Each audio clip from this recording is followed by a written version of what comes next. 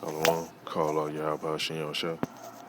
And this is just a quick video I want to make real quick about an illustration about them making from what happens when nuclear attacks come. And not just from an aerial level, meaning drop from ships or, launch from subs or whatever, but somebody actually have like a little pocket nuke or something. Because it's this video I just seen recently. Let me go back to it and I'll come back to this. It says breaking intelligence alert. It says suspected suicide bomber en route to the U.S. Now, for them to even have this information, you would think they would know exactly where they at, right? So, be alert for these little psyops and whatever other little false flag events that these Edomites try to pull, because they could do some shit like that. But back to this video, one of the Akim I know, one of the great challenges, and Barakathon to that Akim, he sent me a link to this video, and it says, what if we nuke a city? Is knowing enough about a subject Let me skip this. to think you're right, but not Now, in this video, it just basically shows what if somebody else goes and do some junk like this. Is fun.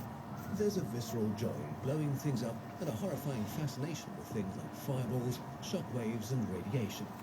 And while it does help put our destructive power in perspective, it's not the best way of understanding the real impact of a nuclear explosion. This isn't about silly stacks of TNT or about how bright an explosion is. Nuclear weapons are about you. So we've partnered with the Red Cross and Red Crescent movement to explore what would really happen if a nuclear weapon were detonated in a major city today. Not nuclear war, just one explosion.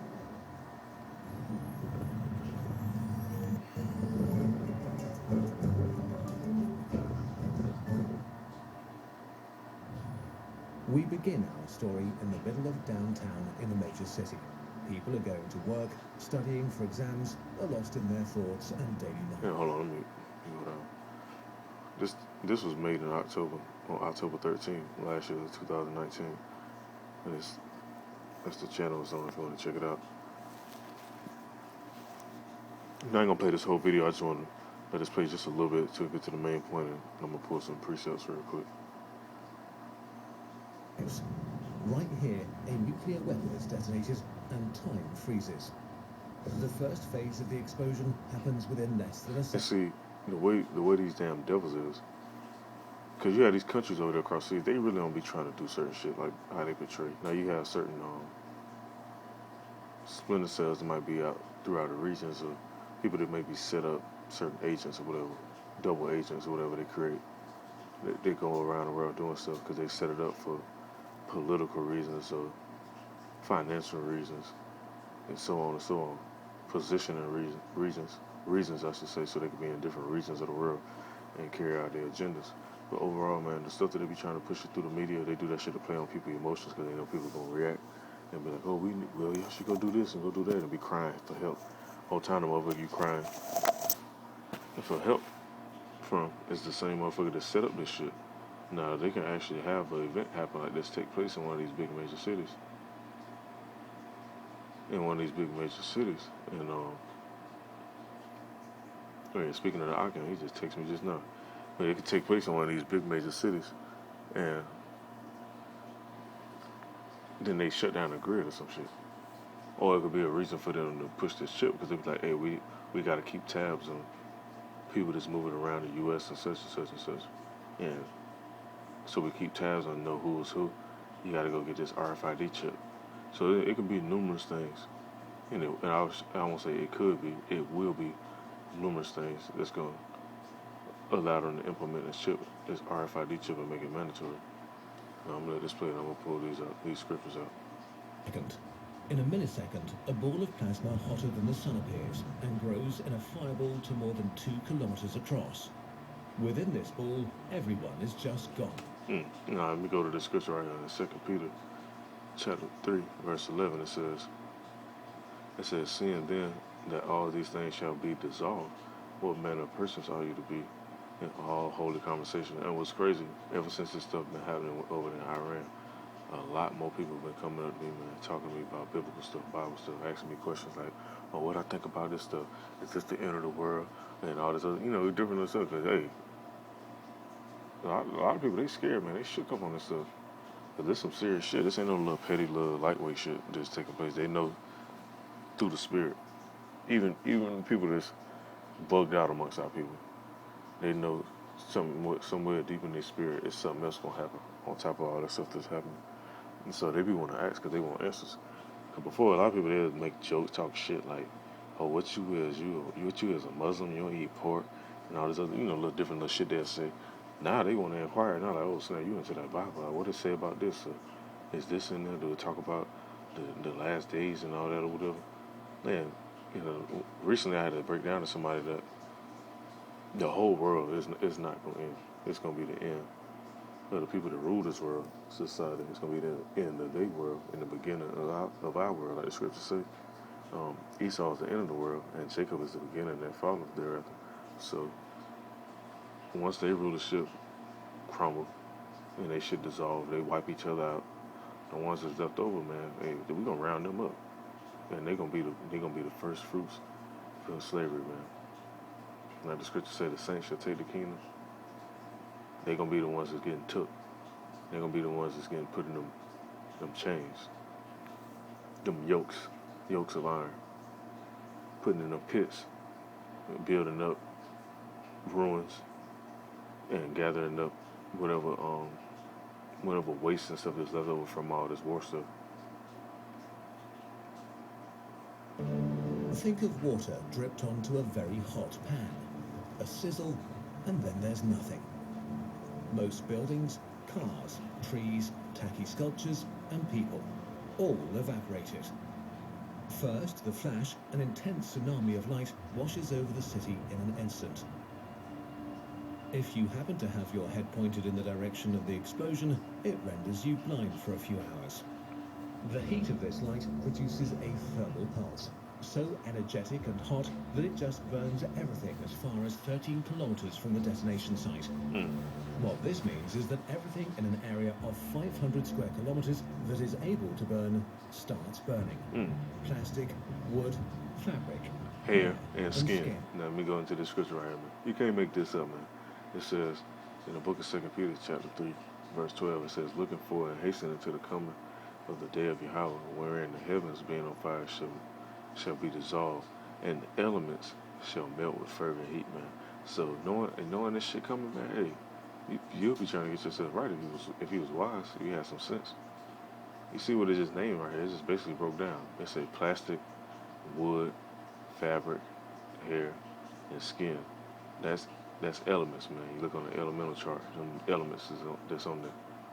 So when this shit take place, man, it still got a lot of stuff. I won't say a lot of stuff, but the main stuff really is for them to collapse the U.S. dollar, and that's what's really gonna kick stuff off in the high gear. And when this happened, the whole planet not gonna be done away with, man. Like how people try to portray and say an asteroid gonna come destroy the whole planet and meteorites and all this other stupid nonsense. That shit ain't happening, man. What's gonna happen is the scriptures clearly say the earth shall reel to and fro like a drunkard. You know why it's gonna reel to and fro like a drunkard?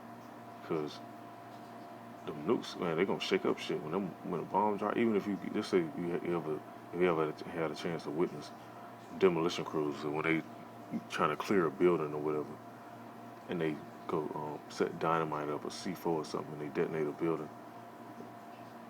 so they can clear that space out and put something new on there. It shake the ground. It shake what's around it, whether it be other houses or telephone poles, whatever may be around it.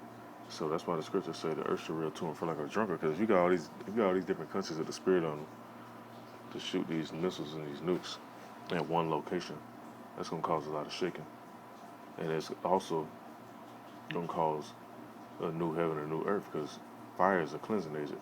So when they clean up a lot of toxic waste or different land mass, when they move certain bodies of water out of certain areas, it causes certain islands or different mountain ranges and stuff to go from high to low, and certain ones that go from low to high and all that stuff. That's why the scripture right here says in 2 Peter chapter 3 and verse 13, it says, "Nevertheless, we according to his promise look for new heavens and a new earth wherein dwell of righteousness. And people really want that, man. That's why they come to certain men and may ask questions of, they want you to be a leader. They want you to do this and do that because they see it's a different spirit on certain people, man. They can see that. People see that. As wicked as people be, man, they still want that righteousness. They just been so engrossed in this darkness. Yeah, they don't got accustomed to it, but overall, they really want something totally different, man. And they gonna get it. Ain't gonna be no more chemtrails. Ain't gonna be no fucking oil spills. Ain't gonna be none of that, man.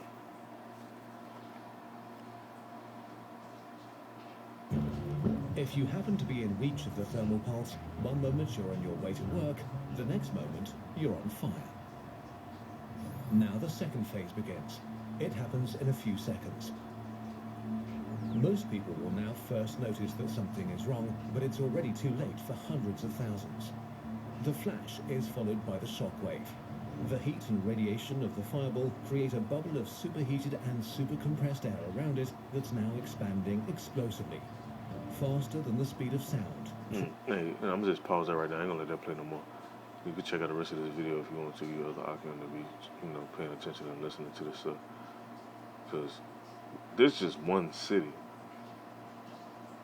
not a state. This is one city. These motherfuckers, they got shit they can wipe out 5 states at a time, man. So, hey, like the scripture say, what manner of person you ought to be.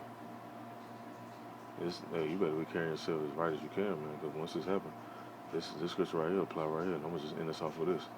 It says in the book of 2 Peter, chapter 3, verse 14, it says, "Wherefore, beloved, seeing that ye look for such things," because we looking for this stuff. We know this gonna happen. And they not testing this stuff out for no reason. We know this stuff gonna happen. The ones that's actually awake to what's going on. It says, "Wherefore, beloved, seeing that ye look for such things, be diligent," which means paying attention to the news, studying them scriptures, being able to be into the book like that. And because, like in the book of Isaiah, it says, "Wisdom and knowledge shall be the stability of our times," and that wisdom and knowledge, knowing what's coming, knowing these scriptures, knowing how to apply them scriptures, knowing the names of Yahweh, Ba'ashem Yahushua, is what's going to help keep you safe in this, and ultimately being a part of the elect. And read on some more. It goes until it says, it says, "Be diligent that you may be found of him in peace, without spot and blameless." And the elect is going to be found blameless and without a spot, because ultimately it's already predestined anyway. So, all you can do is just, repent, pray to Yahweh, Ba'ashem Yahushua, face the east, and Lord's willing, man, our process out, you be a part of that knowing, you be part of that elect, that you don't even have to taste this, you don't have to feel this, you don't have to suffer through the famines, no plagues when the CDC started letting out these viruses and all the different stuff. You don't have to get caught up in the FEMA camp when they start bringing people into them camps. You don't get sent in an actual draft, because it's gonna be a draft, even though they try to play and say there ain't gonna be one. You don't get caught up in none of this stuff. When these nukes drop, you don't get burnt and melt with the fervent heat. You get delivered in the chariots. So, like I said, man, be diligent, man. Stay alert. Pay attention to what's going on. And Lord's willing, this was edifying. Call all y'all by Hashem. Shalom to the left.